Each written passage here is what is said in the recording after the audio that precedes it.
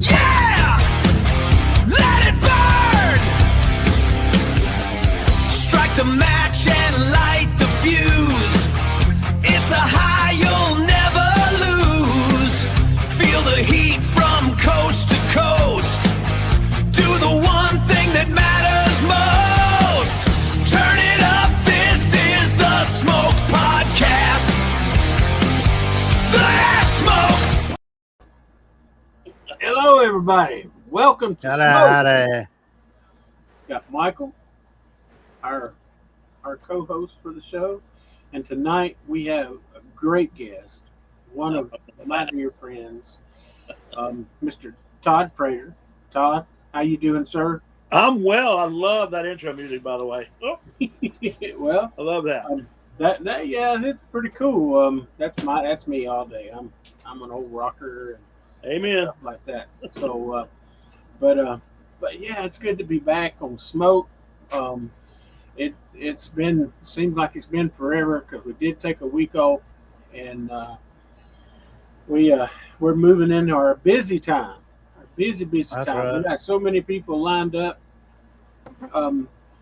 and it's just going to be great. And we're getting ready to move back into our series that we do on true crime. Yeah, Unexplained. Yep. We're getting ready to start a series on UFOs. Far out. Yeah, I'm in talks with some UFO people. That's what I call them, UFO people. And with all these UFO files coming out now and stuff like that, it's pretty crazy. And speaking of when we were, not this past year, but years prior, when we were at Cahaba, and because we were still set up at the Barker's slave quarters. Yeah. Yep. And we parked across the road in that empty field. Right. Yeah. And Teresa and I and one of the other volunteers walked out there. We went to get us a drink or water or something out of the truck. And it's dark out there. I'm talking dark. And you can see things zipping around the sky, and I'm like, what in the world is that? And I think it was Mary that was out there with us. And she says, you see all kinds of things like that whenever you're out here at Cahaba. And there is one thing here in a little bit I want to talk about. The Cahaba werewolf. Oh, yeah. Never experienced it, but we'll get to that. So, Michael, sir, how's everything going with you? It's been pretty good. Good. Did you get you a ride? No, not yet. You know what? I seen your post yesterday. Fan. And my son just sold an 08 Jeep for $500. For how much? $500. Oh my man. gosh. That's what I want, really, is a Jeep. He bought it from his boss, turned around and flipped it. I mean, he didn't even get it home before somebody called him and said, hey, I want that Jeep. He says, well, I've got to do that. He says, I don't care. I want a Jeep. And I love a Jeep. Yeah. I would love to have me a too. Jeep. I want to get an old square fender Jeep and the 50s on back. Yeah. And along with that, I want a Volkswagen Thing. My dream car is a VW Thing. Yeah. We see one of those riding around town here. Little yellow one. Yeah. Right. Everybody says, what is that? I said, it's a thing. What do you mean a thing? I said, it's a thing. That's what they call it.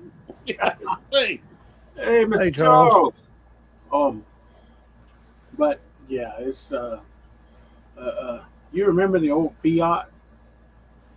Mm-hmm. Which one? I've got two. It was a little car.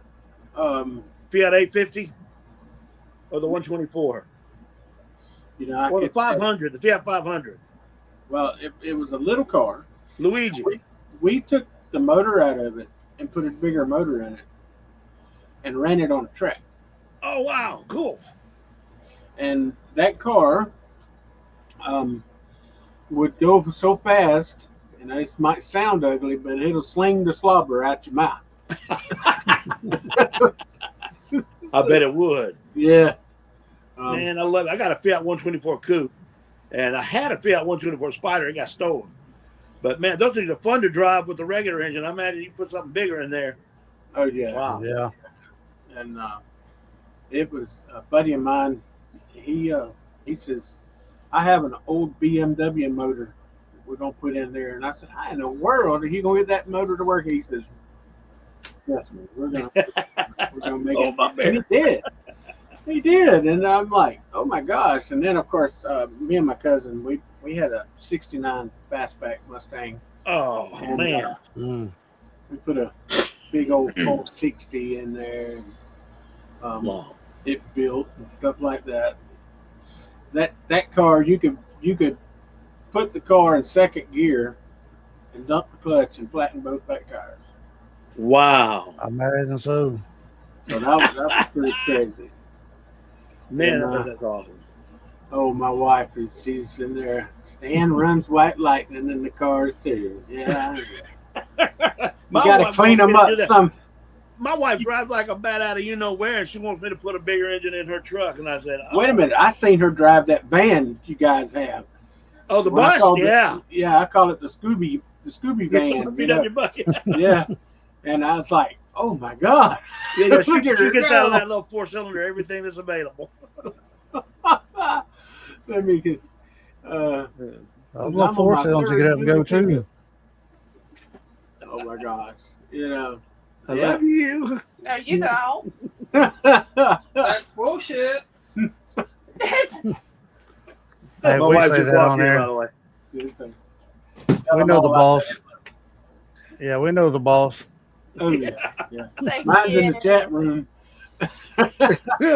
Thank you. So, but yeah, it you know, that was fun. You know, now I go and get my Toyota Camry and start it up and drive it down the road with the air conditioner, and everything works, and I'm happy. You know, so I've never had a car with air conditioner that worked. Matter of fact, my current car, you've seen it, the one I drive every day, we're not in that bus. I'm in a 69 Falcon. That's a nice car.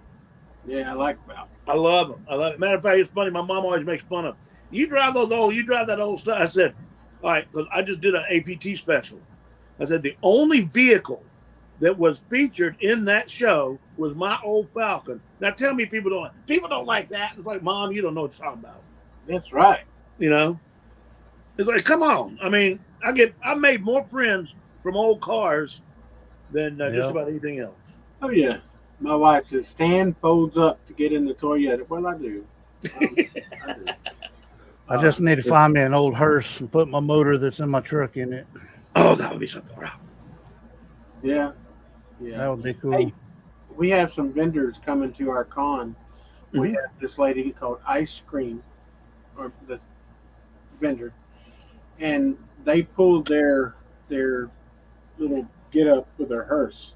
Oh, cool. Yeah, that would be We neat. have one coming from Oklahoma, and they drive their hearse down here.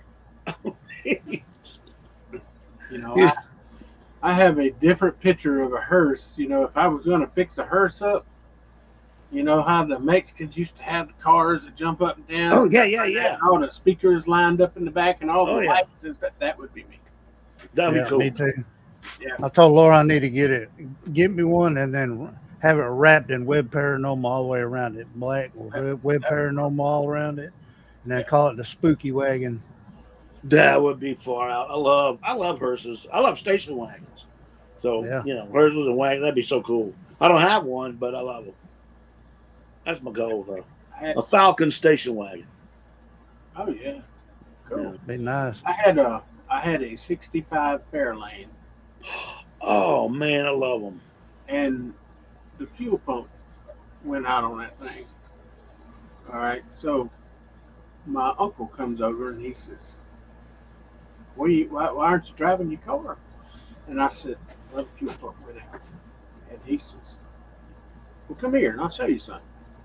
And he goes out there and takes a milk jug, puts gas in it, and he gets the old bubble off of a tank, a boat that your primer. Yeah. Well, he hooks it over on the carburetor line, and he runs it into there, and he primes it. And he says, "Now you can drive anywhere you want." He says, "Just whenever that runs out of gas, just hit that primer button." And you know what? It never cut off. Oh, be dang. Yeah, and it just siphoned that gas right out of there and into that carburetor. And I drove that thing a gallon of gas. I guarantee you, I could drive for a whole week. I'll be dang. Whatever works. Yep. Yeah, whatever. Exactly. I mean, it was a straight 6, and Yeah. So it wasn't the prettiest car. I ain't gonna lie, but Okay, cool. it was. What's up, Big Ben? Ben, my wife said, "Oh, she wants a spider truck for Web Paranormal." She yeah, and then Mr. Ben Bracken, how are you, sir? So, all right. Well, I like talking about cars. And stuff. Yeah, me too. That's my thing. Older the cars, the better. Me too. Exactly. Yeah.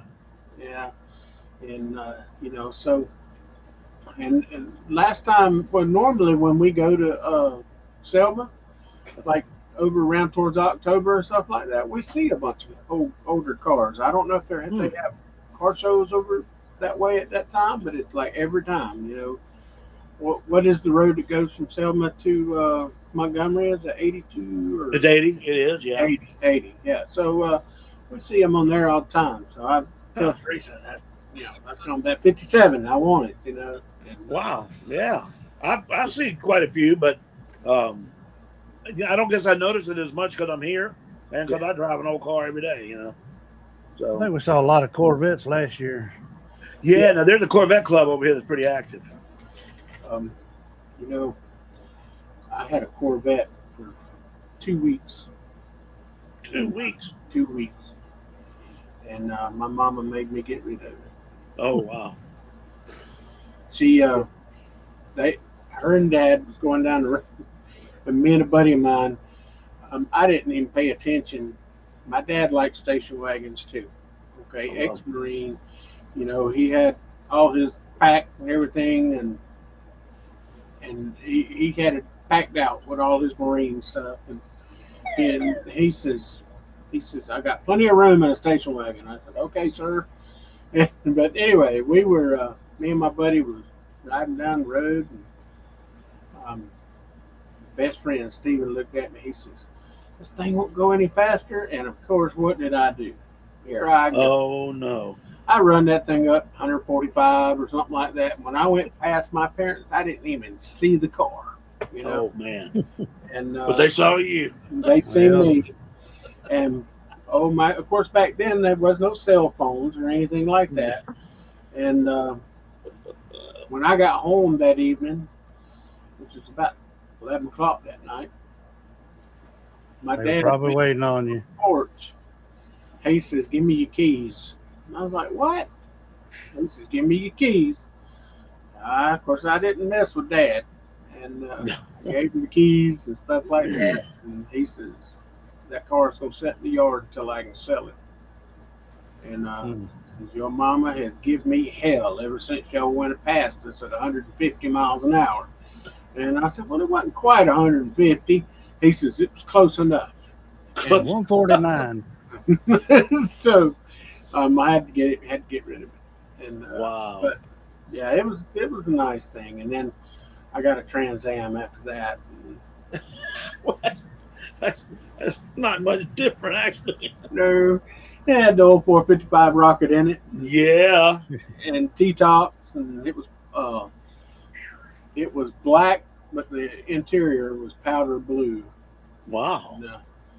And, of course, I'm colorblind, so it didn't really matter to me. Oh. It was beautiful on the outside, and it would crank up and it would fly.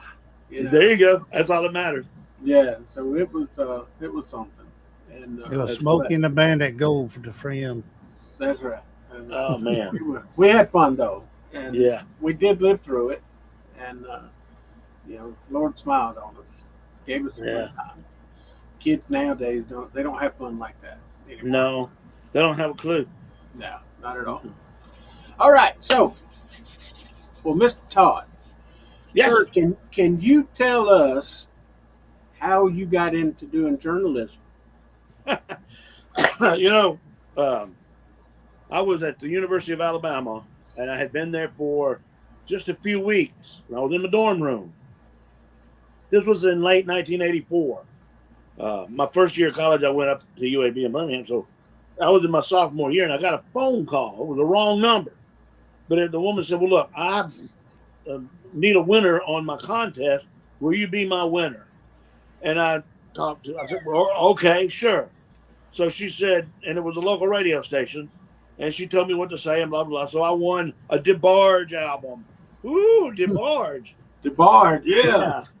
So can you tell you, like I say, it was the 80s. So we started talking, and she said, I need a weekend DJ.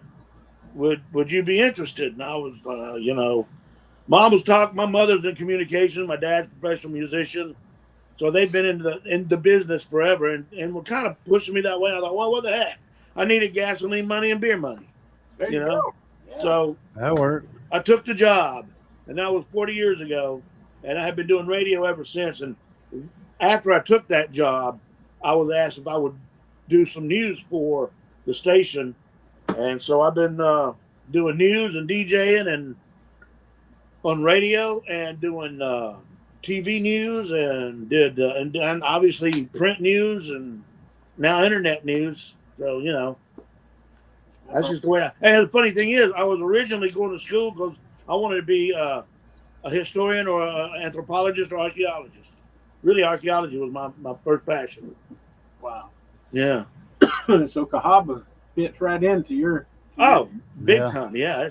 Matter of fact, when back in '86, I went on a dig at Cahaba. I was there for just a couple of days, but the University of Alabama Museum of Natural History used to have what they called the summer expeditions.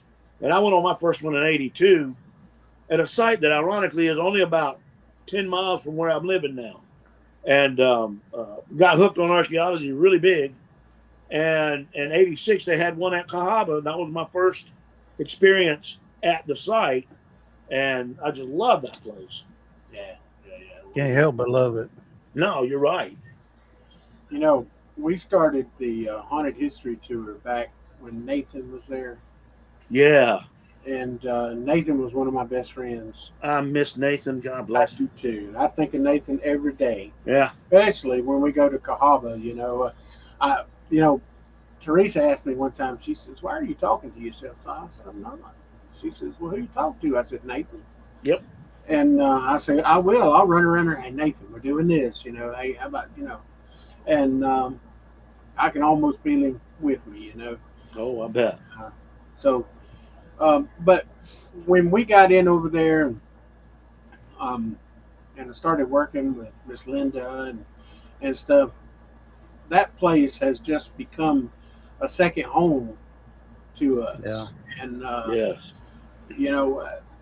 all during the year after we do the haunted history and everything, all during the year we talk about Cahaba. We there's so many times we go to meetings and stuff like that. Somehow or another we get off on that subject, and Yeah. it takes up the meeting. So It's not hard. There's so much about it to talk about. And there's so much history there, so much important history for the state of Alabama yes, that it never gets boring or never gets old. Well, it's old, but you know what I mean by getting old. yeah, Yeah, Well, a lot of people don't know about it. right. Yeah. That's good old. Exactly, yeah. So when did you first get with the haunted history and or the events that Cahaba does? Well, it was, I think 2016 was the first year I did it, and Linda Derry, who was the previous director, asked me if I would do it because she and I were already friends, and I was doing a lot of reporting and promoting the park.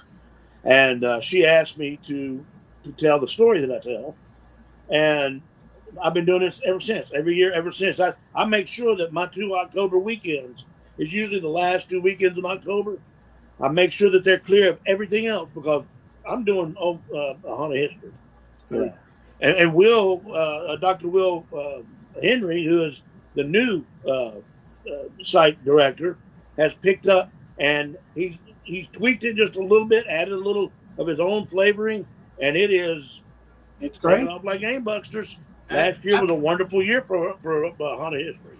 Yeah, I like Will. He's Oh, he's a great awesome. guy. And, Yeah. you know, he's so knowledgeable about things, and Oh, yeah. you know, I watch when I see something on Facebook or something of that nature when he's doing something. I pay attention. I always Right. like the archaeology. Um,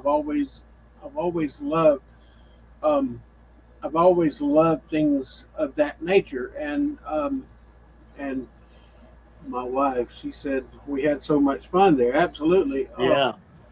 But Yeah. in fact, um, we're getting ready to kick off another podcast called Digging in the Dirt, and that's kind of a kind of a show that an archaeologist would be a thing for. Wow. Yeah. That's something that I actually have something in the works that's similar. And one of the things that's going on right now at Old Cahawba, Dr. Henry has instituted a field school.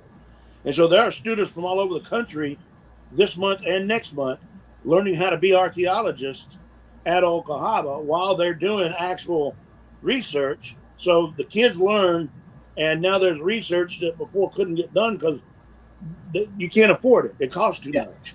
But now this is a cost efficient way to get a lot of data, collect a lot of data, and learn a lot about the site. So That's great. it's really fantastic. I'm doing a video, kind of a documentary thing of it that I'll put together before too long, and we'll have. I'll send it to you so you can watch it. It's really fascinating, and these kids are smart. Boy, they're great. That's one thing is Dr. Will has picked out some good kids for this. So That's great. I think it's going to be a huge success. Absolutely. I think I had seen something on Facebook. You were doing something. Yeah, he's posted some pictures of it already. Yeah. And so, I can't wait for that, man. That's going to be awesome. And that place has just become so much of a part of us. Yeah, there's such an energy there that I swear when I first go, once I get past I need to go make a video of this. The corridor of trees that you go through as you come into it. It's almost like all you need is somebody with a smoke machine, and you've got that movie sequence where you go from now to then, and you literally go back in time.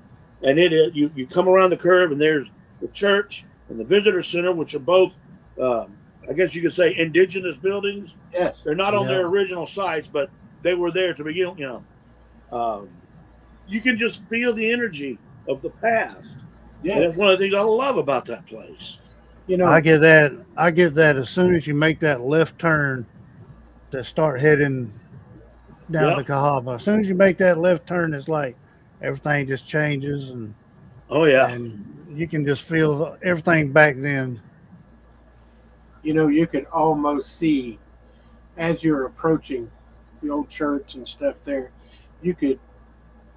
When I'm coming in, I can almost see the people that was originally there walking to and fro, and you see all the wagons and stuff like that. That's just. There have been times when we were down there with our horses and one time in particular that it was almost like I was passing the people as I was riding down Main Street and good morning and waving and I could feel that they were watching me. I know they were. Yeah. I know they were there. They were probably going, "You're dressed funny," but I know they were there. Yeah. And they were experiencing us. See that, and that's something with the paranormal that I try to to teach when people asked me, you know, spirits, they experience you just as much as you experience them. Sure. And so, The movie The Others with Nicole Kidman. yeah, Have you ever seen that? yeah, That is it woke me up one day. I went, oh gosh, yeah, because they are the spirits experiencing the living, and it's like, well, that has to happen. sure, Why else would they even still be Yeah. here other than trying to communicate with the living? absolutely. And there's a lot of people out there at Cahaba trying to communicate with the living, sir. Yeah, when you think about it, even though Cahaba was inhabited from 1819 to basically early 20th century, so it's not but about 100 years, maybe a little over 100 years, but that's still a lot of time to build up a lot of energy. And, a lot of people went through that place before it completely became a ghost town, no pun intended, or pun intended. Absolutely. And that's one of the things, one of the amazing things. You're talking about the first haunted history that I did. After it was over and all the tourist people that were on the tour went home, Linda and Nathan invited me to come with them to do some more researching and searching, and we went to the Crocheron columns, and we did. It was amazing. But the whole night, I was taking pictures with my old Apple cell phone I had. I think it was one of the first ones I had, and it was 2016, and I bought it secondhand. So I fussed all night long about how I felt awful. I felt really draggy. And then when I got home, I guess about 6 months later, I downloaded those pictures, and I went, man, all these pictures are all cloudy, and I'm gonna have to throw them away. But then I opened them on the computer and really looked at them. And if you look closely, I think I've showed them to you before, Yes, Stan. yeah. I don't know if Michael's seen them, but they're orbs. They're like orbs right here, and you can see the perfect curved outlines of multiple orbs all around my head and all around the camera, all around the columns. I mean, the place is living with the non-living. It's amazing. Absolutely. Yeah, that was some of the things that when, of course, we used to come up on Friday with Nathan and stuff and go and investigate the town and stuff like that. We were lucky enough to be able to go in after dark, and that place was everywhere we went. There was just so much energy, and so they was draining your energy. Yeah, tell Teresa exactly. Yes, that's exactly what was happening. It was happening all night. It happened in the Kirkpatrick slaves quarters that we were Yeah. that they were doing. I went upstairs. I almost fell down the stairs because I was just so. It was like I was ready to take a nap. Yeah. So. Yeah, well, I understand that. The first time that we went, it was after Nathan's passing, when we were setting up, getting everything ready, and I had walked upstairs and I was putting a camera upstairs in that bedroom, and I was the only one in the house. I think Teresa and Miss Veer and a couple others went up to the uh, where everybody else was at. Mm-hmm. But I walked up to the top of the stairs, and then when I got to the top of the stairs, I stopped, and I'm like, turned around and looked. Feels like somebody's behind me. You just Right. have that feeling when Yeah. somebody's following you. So I continued on, and I went into the room there, and I was setting up the camera on the tripod and stuff, and then I just kind of glance up like that, and it's like somebody had their head stuck in the door, and as soon as I look up, they draw it back. Yeah. I said, "Hey, who is that?" And I walked around, and there's nobody there. Right. And there was no way that they could have got downstairs before I got there to see them.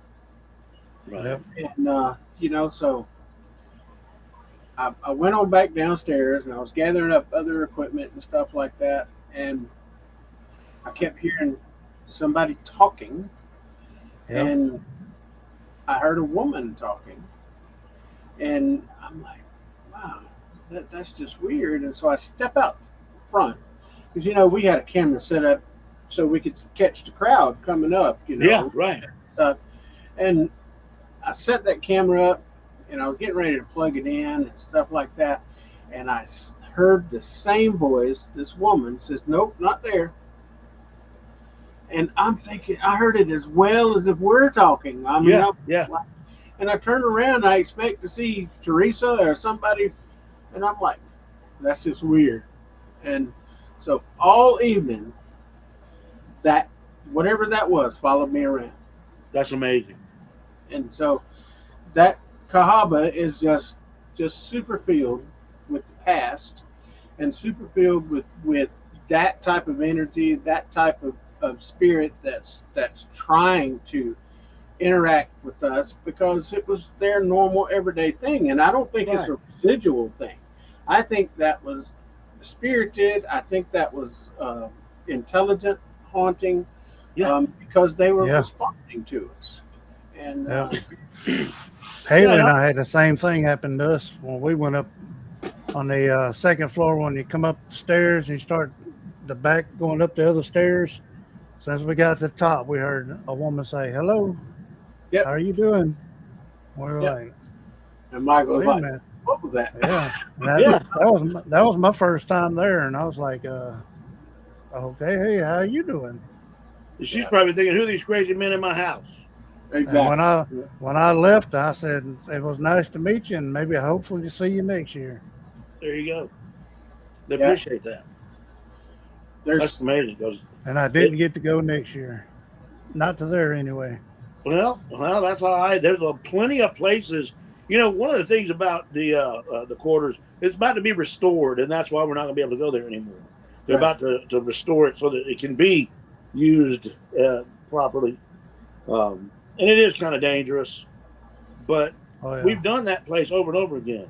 It's going to be interesting now to go to some of these other places, like last year at Castle Morgan. Yeah. I didn't get to go out there. I was, in my little spot. How did that go? Go? Lots of activity. Oh yeah. Over by that grave, we set a table up over there, and we set a REM pod up. And I think Michael, we even had an EMF over there as well. Yeah, cat ball. Yeah, and as the crowd come up, we had the seats there, and the first time we had stations set up for people to go to, and people were experiencing things. But of course, we kind of condensed that down because that was a new time, new right. And we had to kind of get everything timing and stuff like that. Yeah, you kind of had to learn the system. Yeah. Yeah. Right. And so once we got it, and we brought the people in, and they were sitting there listening to some of the stories and things like that. I always get the people involved, and I invite them to ask questions and things like that. And so this one little lady, and she looked at me and she says, "Do you really believe in spirits?" I said, "Yes, ma'am, absolutely." I said, "I'll tell you what." I said, "Why don't you ask if there's any spirits here with us tonight?" "Hi, Miss Cindy. Good to see you." Oh, Cindy! I love Cindy. That's one of my hearts right there. She Yeah, and her daughter Sarah. Yeah, I hadn't seen them in years. Well, I was just about to talk about them. But this lady, she says, I just doubt that stuff. And I said, "Well, why don't you give it a try and see?" And she says, "Well, but choose somebody else." I said, "Okay." So we went on, and everybody was asking questions and things, and it took a little bit to get things going, because spirits are they're not just Jim Dandy on the spot, it takes a little bit, and finally the REM pod started going off, and we had some K2 hits and things, and then we have a new REM pod. It's a clown, and but it started going off to people's questions and these responses. Hey, Cindy. And this lady, I came back across, and there was a little boy over on the side that was asking a question, and that lady, she asked, she says, on the grave over there, is there anybody buried in that grave? And then all of a sudden, the REM pod that was on the table, way across the way over there, away from us, started going off. Wow. And, Yeah. and then I'm like, I'm paying attention to where we are, Right. and I'm waiting, and then somebody says, "Wait a minute, what's that over there on that table?" And everybody turns and looks, and every time that lady asked a question, that REM pod would go off. Somebody then- was showing this. Yeah, we are here. Right. And so she was like, "Oh my." I'm like, Oh, you got your answer. And I right. said, she says, "Well, that doesn't scare you." I said, "No, ma'am." I said, "Because I treat them with respect. Yeah. They're not out here to scare you. No. Their interaction with you Right. is supposed to be a good thing." And Well, there are certain entities that we don't want to mess with, and we do things to make sure we don't attract or mess with them. But right, your average run-of-the-mill ghost with the most is not out to hurt. Is my understanding. What I feel sometimes is that when they experience us, they're as curious about, in some cases, us as we are them. Because it's like some of them may not even realize where they are yet. Right. So they Yeah. have that curiosity factor. like over there by Crocheron, where the Bell Brothers was in the road there. Yeah. A little shootout and stuff. I think at first when we started getting K2 hits and things like there, and we got a couple of EVPs, I was thinking that it was residual. Maybe Right. they're reliving there, because we actually got gunfire on the EVP recorders. And it's like, okay, well, maybe that was residual. But then we started getting solid responses the next time we came. And, we would ask them, are you are you one of the Bells, and so on and so forth. And we would get intelligent responses from that. Right. So I'm, I have all kinds of theories, and they're just that. But you get people that can respond from the other side. And of course, we know that just across the veil, things are going on just like it is here on this side. And people are living their lives, and that type of Right. thing. And so I think, and people talk about portals, okay? I have my idea on portals. I have my doubts on some of those things as well. And I've been doing this paranormal thing for a long time.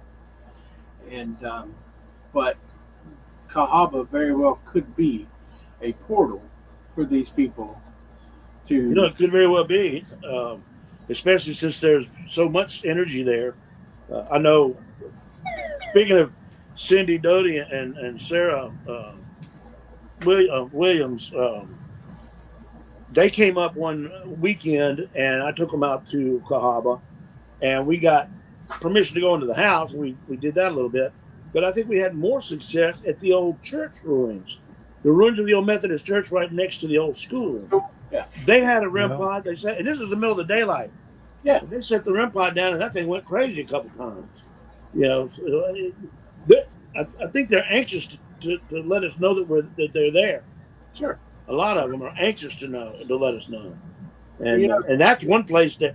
Now, by the same token, my wife was riding my horse one day down that same road, and as it came around the curve, or as Sergeant came around the curve, instead of going on the road in front of those two buildings, he took her off the road, up into the woods, way out of the way, and then got back on the road on the other side. He didn't want to go near those buildings. So there's activity. And Cindy and Sarah's little REM pod went crazy and showed that. If you show spirits respect and ask decent questions, they will answer you through a recorder. Absolutely, I agree. I run into so many people that, like she's talking about, they disrespect spirits that disrespect where they are. Okay? Right. And when you do that, you do draw a different type of energy, and so we don't do that at Web Paranormal. We don't do that at all.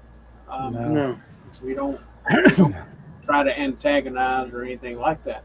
And That's I know Cindy and Sarah with the Midnight Boys and Girls is one of the things that they've come up here and gone to a couple of places with us.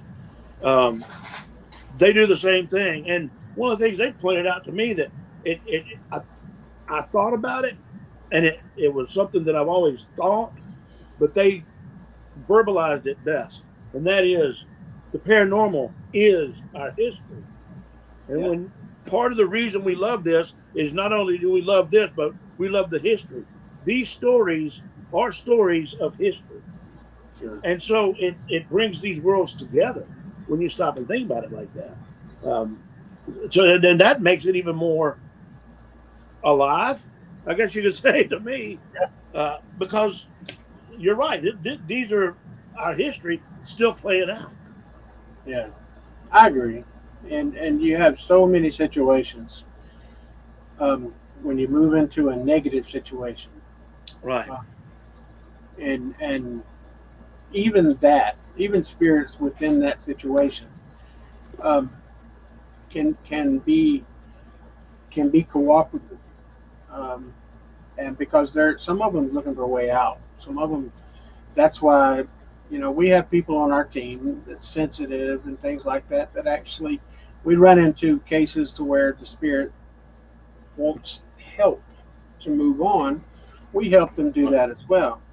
And we find that in a lot of situations to where things were really negative, accidents, things like that. And so, We have a similar situation. The house that we live in, when we first moved here, we had some experiences.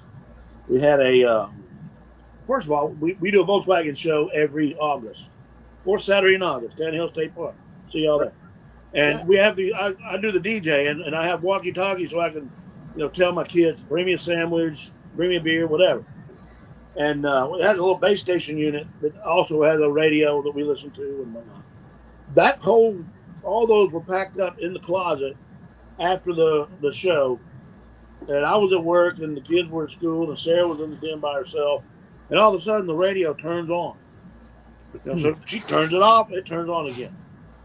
A night or two later, I'm in the shower and I hear, as plain as day, crystal clear, a voice that says, "Daddy."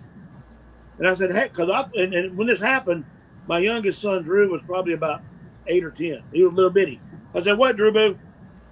We call him Drew Boo because he was born on Halloween. So I said, "What, Drew Boo?" And there was nothing. I opened up the shower door and nobody's there. But it did kind of sound like it was in a cave. So Mhm. my other son, Donnie, started telling us about seeing a little girl running around the house playing hide and seek with him. And they would literally play hide and seek. Come to find out, there was a young child who unfortunately lost her life in this house. And I think she's still here. But every now and then something happens that can't really be explained. But I think she's gotten accustomed to us. Right. yeah, they definitely. Yeah. Sometimes, and I've run into this. Spirits will get not only attached to their location and things like that, but they get addicted, if you will, to human contact. Wow. That's a thought. And we had a case one time years ago, right after we formed our group. Um, this lady, she says, "I see this little child," and I'm like, "Okay, well, what has happened differently? That why would you think that you're seeing this child?" And she says, "I don't know." And a few years prior, she had lost her child, Oh, wow. and she never put two and two together Oh, no. because she didn't know her child. She really didn't Right. know because it was a stillborn. Oh wow, I got you.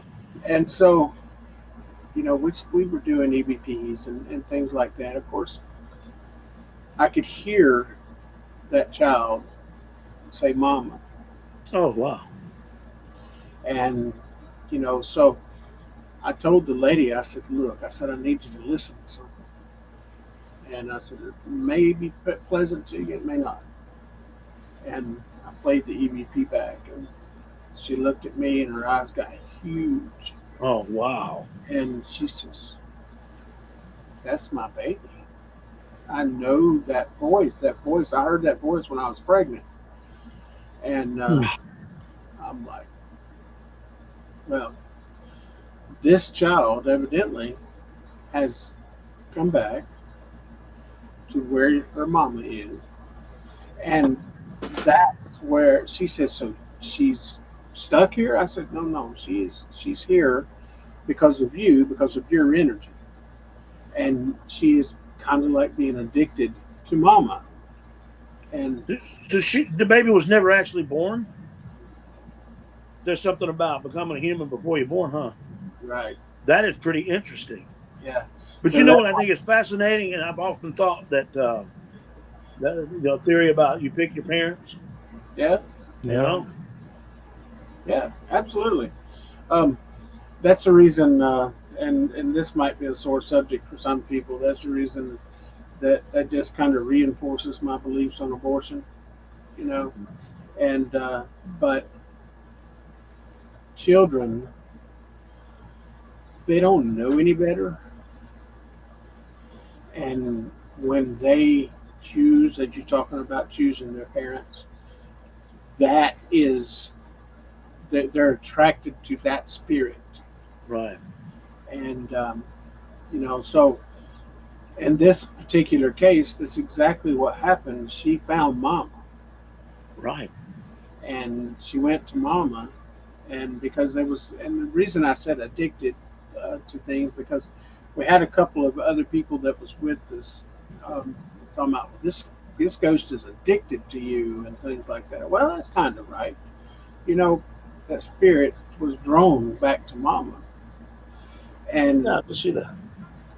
so she says, "I won't never leave this house." Yeah, And I'm like, "Well, um, I can't guarantee that this is going to happen all the time, you know."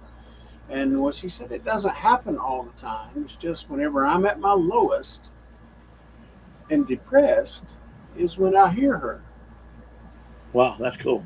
And She's I'm there to like, help her. "Yeah." So Yeah, exactly. What I she do needs. think God allows things like that to help these people. I agree. Yeah, that's had tragedy and things like that. That's something that kind of helped their soul.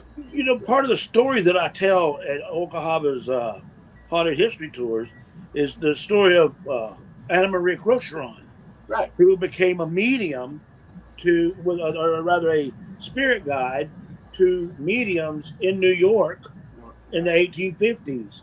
And one of the things when she was in part of the story, and if you come, you hear the whole story. Actually, the whole story is on APT. I don't know if I told you about that, but anyway, if you hear the whole story, they talk about, or I'll talk about that Anna Maria was explaining to her father through a medium after she had died where she was, and explained the fact that um, your relatives, your loved ones that go before you, are always there, kind of watching out for you, and that sometimes they may come to you in different ways and let you know the right path to take, or may help you avoid a bad situation.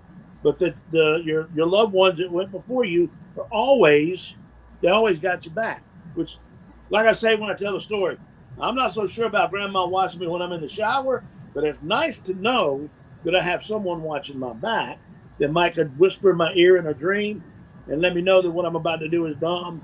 Right. So, and then that goes back to maybe these spirits, maybe when we choose our parents, um, they may have been our parents before. You talk about being Yeah. addicted. Maybe they were our parents. Maybe my wife and I were married or were somehow connected before. And that's how, when we first met each other, because neither one of us are what we normally would have looked for.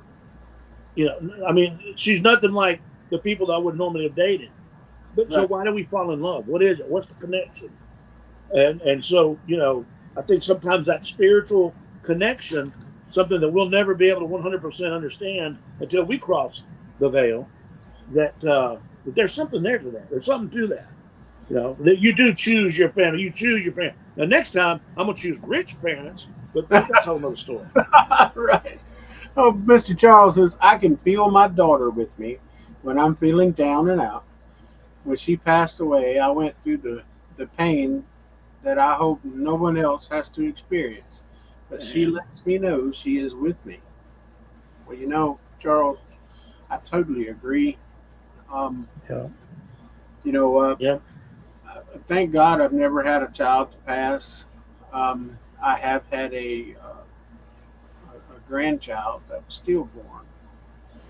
And, you know, those type of things are in a different sequence. But I do think that those children um, were kind of, they reach out. They were never known to the parents Physically. physically. But that mother and even that father can reach out to things like that and be affected. Wow. And so I totally agree with you that children pick their parents.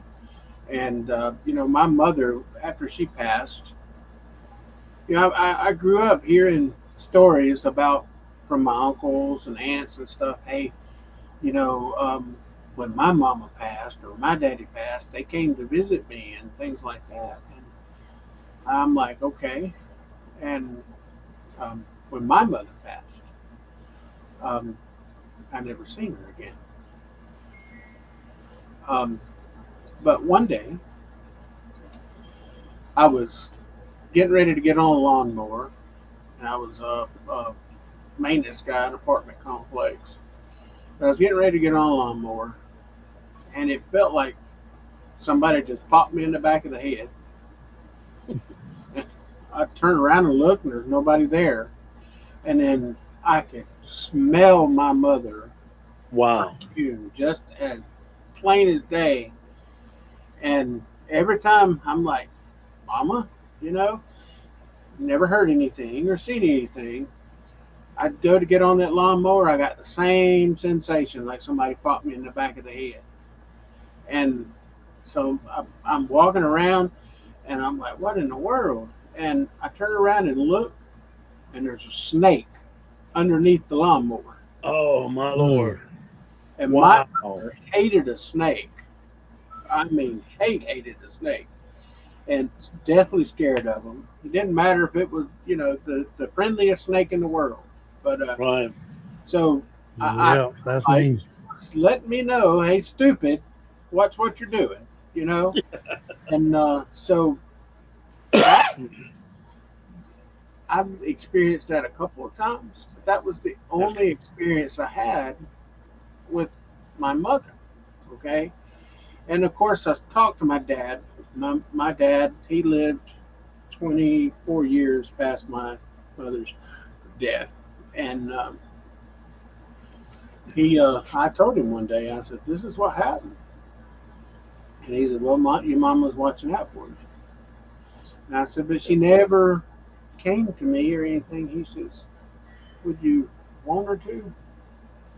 I'm like, "I don't understand what do you mean by that?" He says, "Well, if she went to heaven, or if she's with the Lord, or she's with her parents and things like that, would you want her to come back here to this crazy world and you know where she had so much anguish and pain and things like that?" And I got to thinking about it. No, I wouldn't. You know, I wouldn't want her to come back and experience anything like that again. Right. But I do think that her spirit was. And when I even now I think whenever I get into these situations like maybe stupid, you ought not to be here type thing. I do think that there's something there, that feeling I get, maybe his mama. And now, now dad, he never came to me or anything like that, but he'll he'll steer me in the way that I need to go, and I just feel Yeah. like it's him. So so people, when they talk about, well, your parents are with you or your guardian angel and stuff like that, I totally agree with that. Parents, their spirit can come and help guide you and stuff like that, and it goes back to the old saying, people have a special place in the Lord's heart, if you will. And Yeah. those parents are that. Those good parents that fought for their children, that got in there and done things right. I think that's the love of God anyway. So, Yeah, I agree 100%. so It can only be. Yeah. and people at Cahaba, we've run into so many good spirits there. We've Yeah. run to so many good people. And I think that's what it all is. Yeah. I don't think there's a whole lot of evil stuff. As a matter of fact, there's a couple other places. We mentioned Cindy and Sarah earlier. We've gone to a couple other places in town that are active. One was an old insane asylum and became a hospital, and active during the day, and got a lot of intelligent responses. And my wife, even on her, and I'm not sure I buy the cell phone things, but some of the stuff, we download an app. I'm not so sure that I'm convinced those apps really work, but some of the responses she was getting made perfect sense with the questions we were asking. And Yeah. and some of the EVPs on the recorders backed it up. You know, um, but never once have we. I personally have not experienced anything evil. All the way back to the first experiences that I had, which were back when I was a teenager, and I was living in Demopolis, Alabama, for a while. And Yep, in know that Demopolis, place. there's a hotel, a house called Gaineswood. And Cahaba, the 13 Alabama Ghost, and Jeffrey, the Spectre in the Maze story.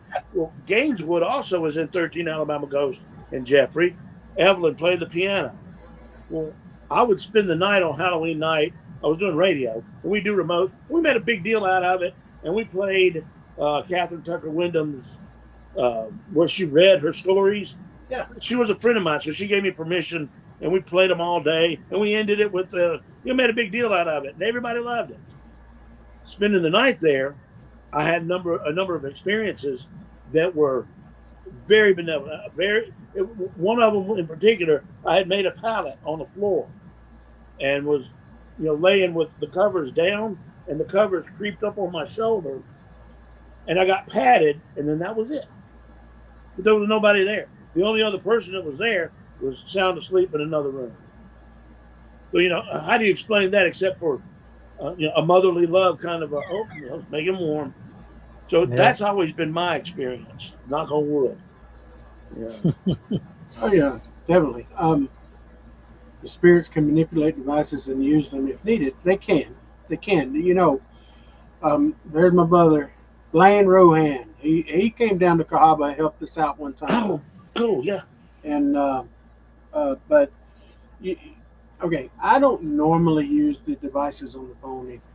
Okay. And yes, Cindy's exactly right. That spirits take devices and things like that, manipulate them to answer questions or to make a response. And somebody asked me one time, because we use dowsing rods, my wife does, and well, they don't pick up paranormal activity. No, they do not. They do not pick up paranormal activity. You can find bones, you can find water, because they do pick up voids in the earth. Mm-hmm. But they're just like anything else. If a spirit can physically manipulate them to cross them or uncross them, whatever the case may be, then I think that's one of those things that's very possible. Okay. Yeah. When it comes to digital things, I do think that there's a little bit of interference, if you will. And this one person told me one time, well, they use that device, they use the energy of that device to be able to manifest and so on and so forth. Okay, in a way, I could see some of that, but some of those devices actually interfere, I think, with things, and cell phones is one of those things. Of course, cell phones will manipulate other devices that's Right. used in the paranormal. Even now, we were just on investigation at Poly Jail in Union Springs. Yeah, I saw that. We were doing the broadcast. We had our business phone set up on a tripod, way away. And I tried to get it away so it wouldn't interfere. Of course, you could see the K2 going off like crazy. Yeah. Right? That was that phone that we were broadcasting with that was manipulating that. So I kept trying to move it further away. And it was good 20, 30 feet away. Yeah. Wow. So those things. After we finally moved it. Right, exactly. Now the REM pod we had on the table, phone was not manipulating that. And that kept going on. But when you have a device like a phone that's kind of like the old thing, the old piece of equipment, and I can't remember the name of it, the Ovulus. Has the database of words where people pick up on it. Yeah. That. All right. I had my doubts about that as well, because there was a lot of wrong responses with it. Yeah. And the spirit very well could have been trying to use that device to give a response, but because of the digital essence or the push of that device caused it to come out wrong. Mm-hmm. That's a possibility. Yeah, and so that's one of the reasons I don't normally use apps. Yeah. And I'm trying to get back to more old school stuff, because you get a thermometer and stick it in a glass of water and the temperature drops within that. Then you have something that has caused right in that area the temperature to drop. Scientifically, if you just took that same thermometer and put it in an empty glass, it will drop with the room temperature, Right. of course. But you put it in water, that outside manipulation of the environment stops. And so you actually have to have something to manipulate the water itself in order to make the temperature raise or drop. And right. I see what you're saying. so that's the type of thing when you can get something like that. Yeah. And something to manipulate something like that, then you really got a hold of something. All right. Right. Not exactly sure what it is. This field is so open. There are no experts. Okay.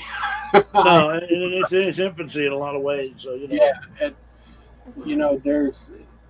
Tell me how many scientists have proven that the paranormal is real.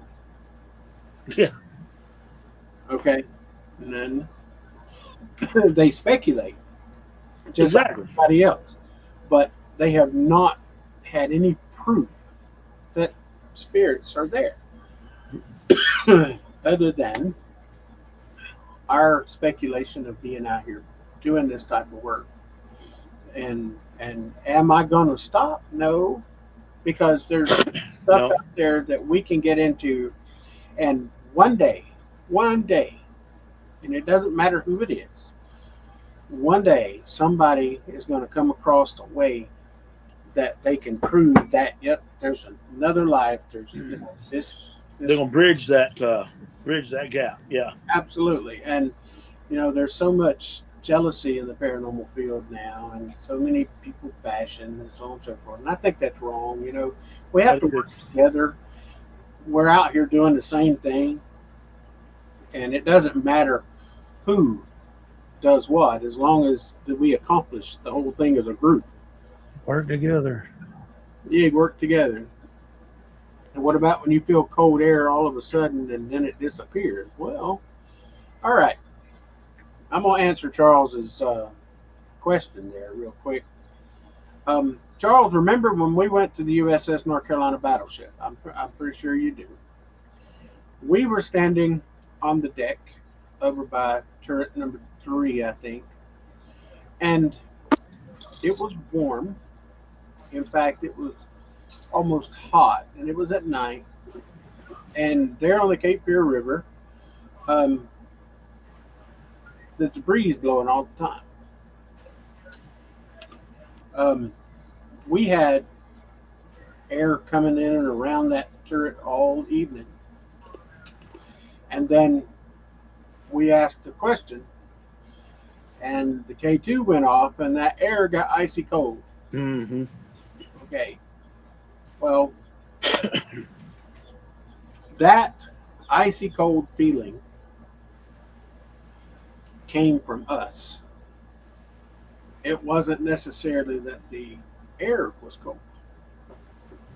That icy feeling came from us. It was something we experienced individually. So I think, and this is just something that I've toyed with, I think that spirits, if they get close enough to the person, they're within that, their personal space, if you will. That person feels the cool air or that cold energy or that hot energy, whatever they consume, and the next person, then I think that spirit's come close to that person and has had some sort of manipulation within their space.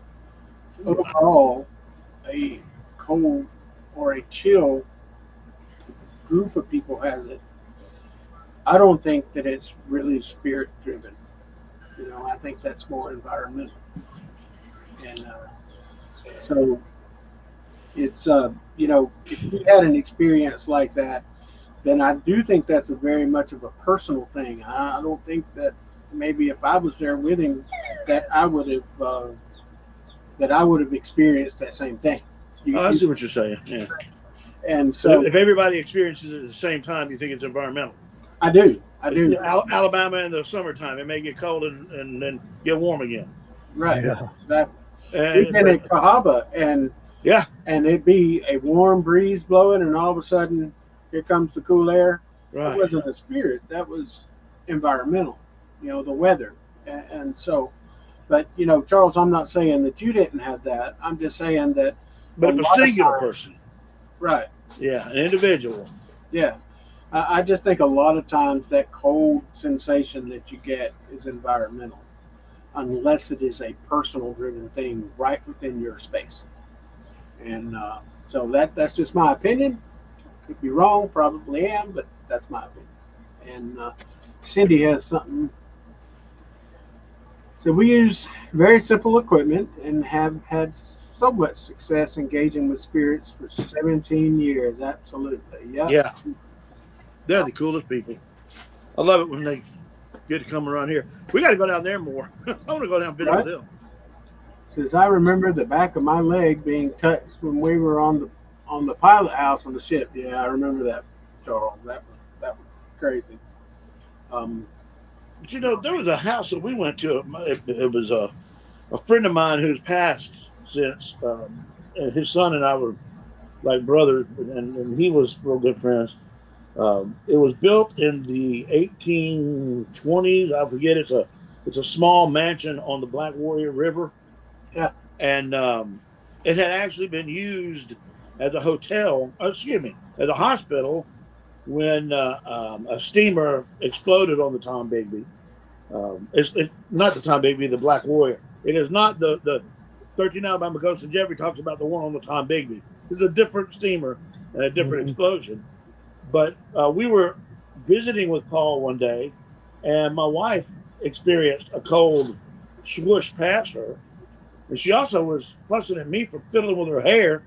And come to find out, I was like 3 feet behind her, couldn't reach her hair anyway. But Wow. she experienced the cold. I don't think I ever felt it, but she said she had felt it.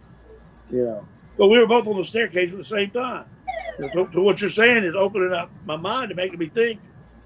Making me see what you're saying. And that whoever that was wanted her to know that they were there, but weren't really concerned about me. I was having that Friday night when we was at Poly Jail. Something was constantly playing with the back of my neck, and I would move around, make sure there wasn't nothing there. Yeah. And then it would quit for about 5-10 minutes, and then you could feel it.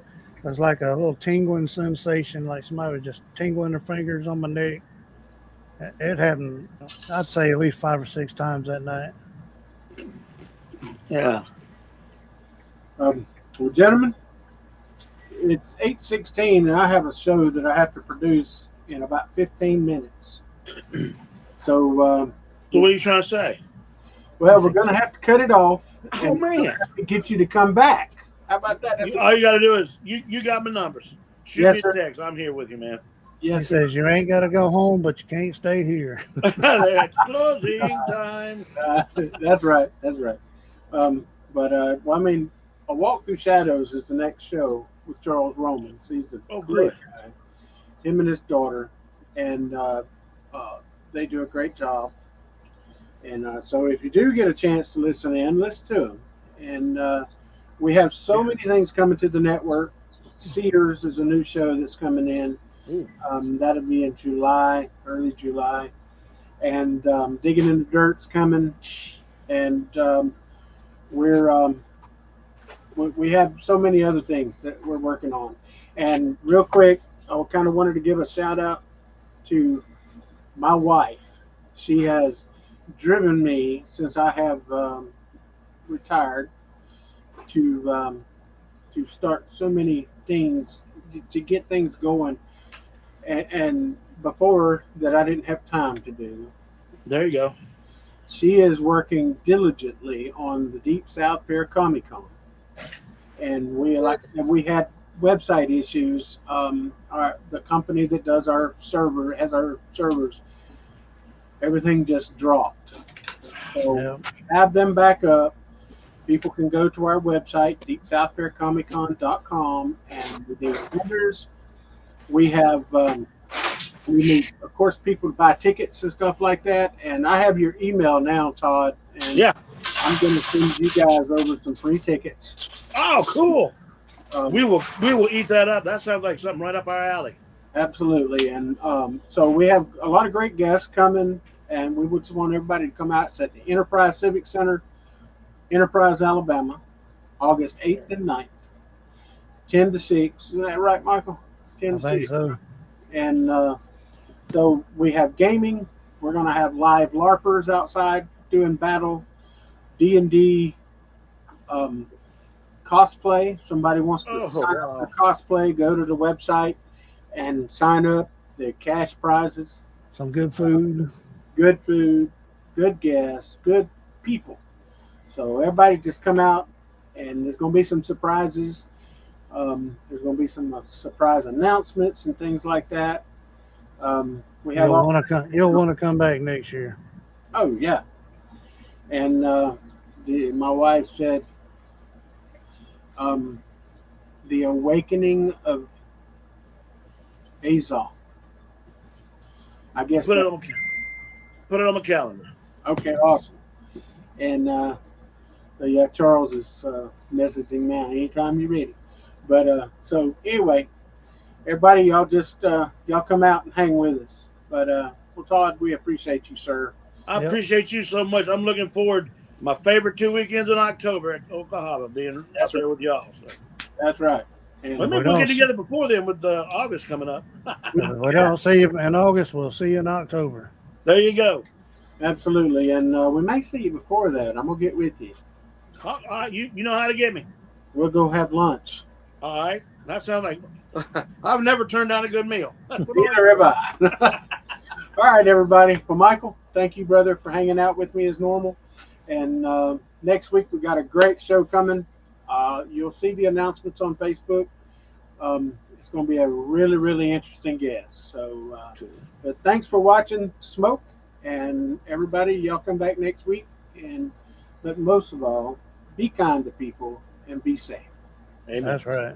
All right. Take care, everybody. Good night. Y'all have a good evening. Thanks for